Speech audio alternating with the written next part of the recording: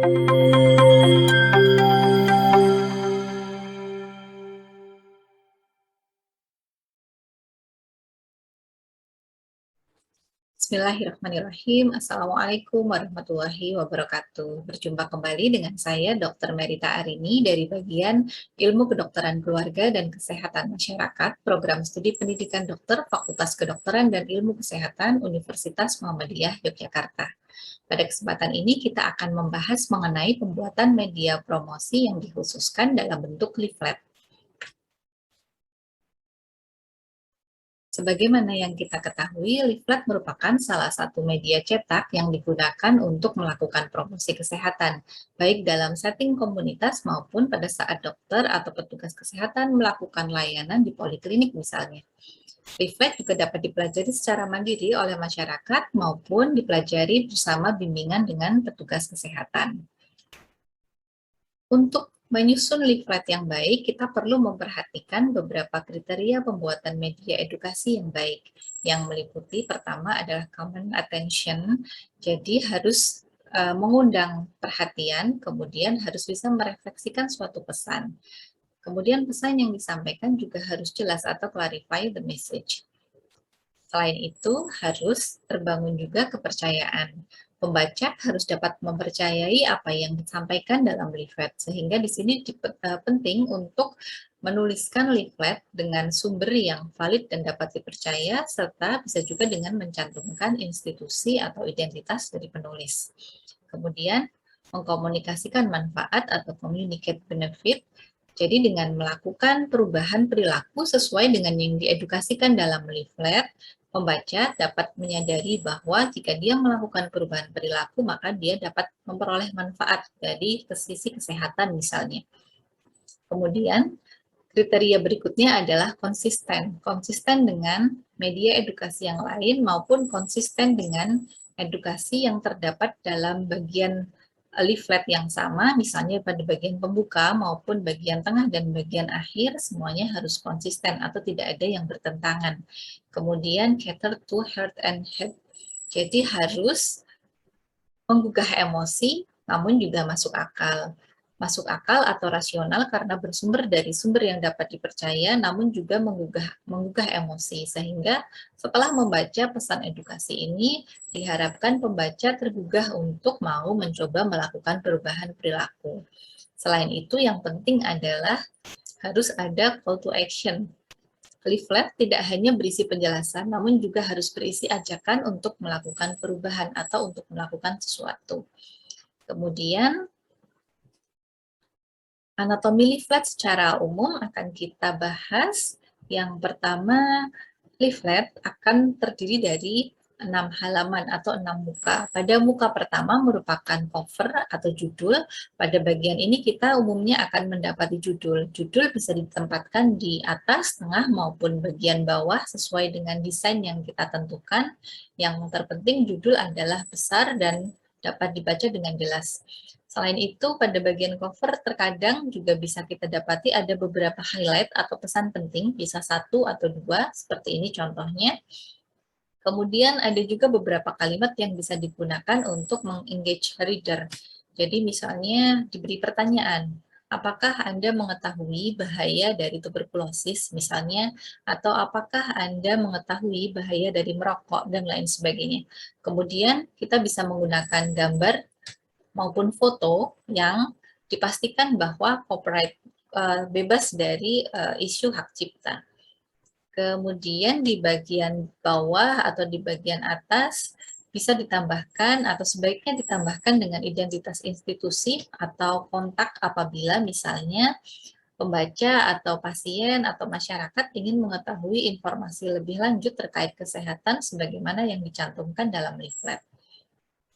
Kemudian ada halaman 2, 3, dan 4.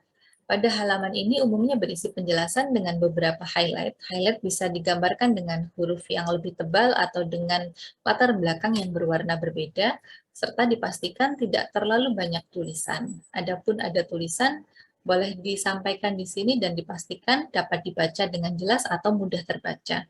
Gambar-gambar yang disajikan harus relevan dengan topik atau informasi yang dibagikan pada tiap bagian. Misalnya pada bagian gejala, maka animasi atau foto atau gambar yang disajikan sesuai dengan gejala yang disampaikan. Demikian juga aktivitas-aktivitas lainnya yang bisa digambarkan dengan gambar. Pada halaman terakhir, yaitu halaman 5 dan 6, area ini merupakan area penutup atau bagian penutup dari leaflet. Maka di sini perlu ada kesimpulan atau call to action. Call to action dapat dibuat dalam bentuk akronim.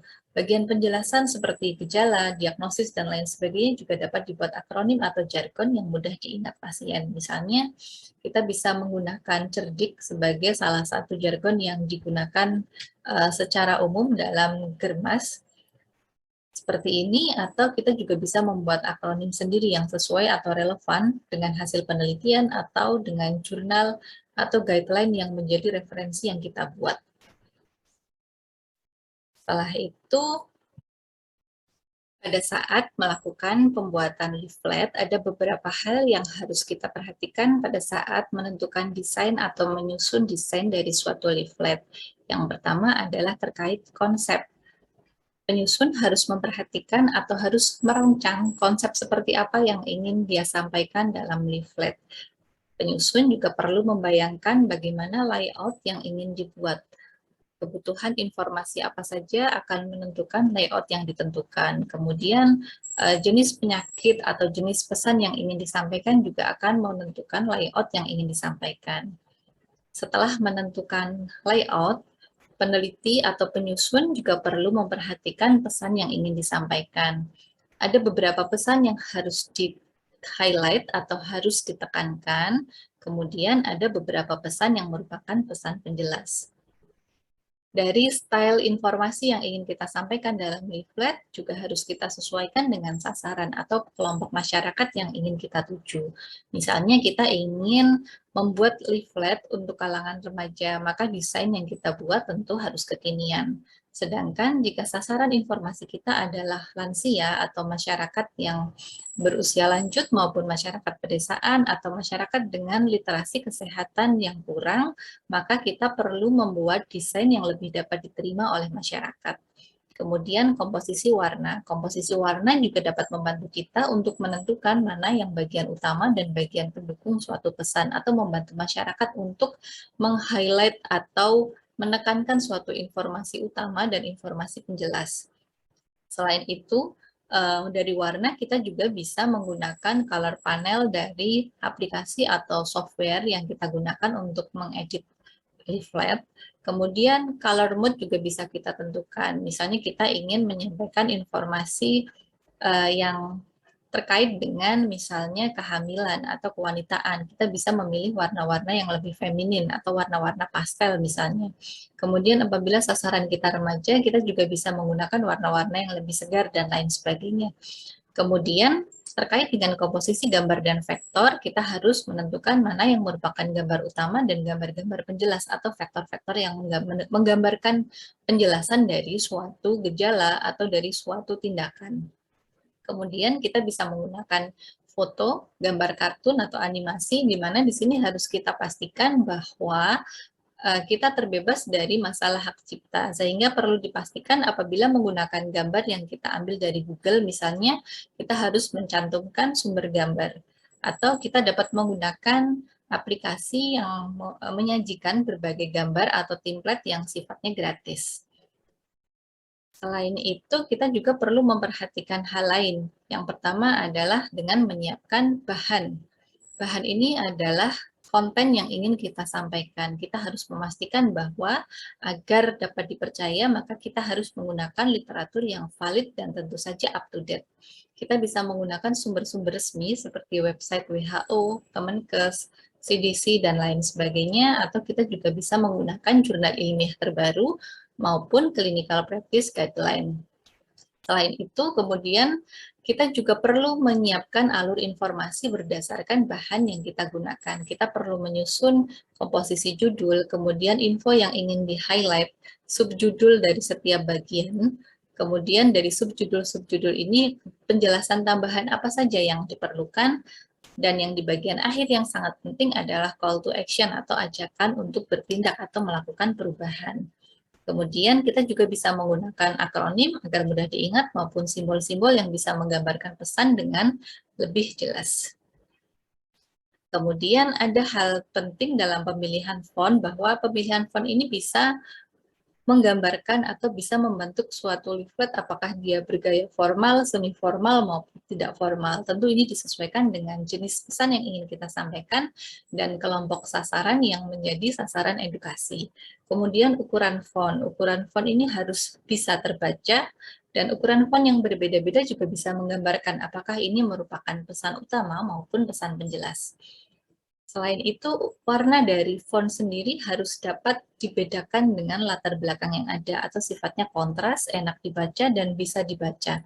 Karena meskipun suatu pesan penting dan baru, namun bila komposisi warna, style, dan ukuran dari font ini kurang baik, maka pembaca tidak akan nyaman membaca atau tidak akan nyaman untuk meneruskan membaca sampai selesai.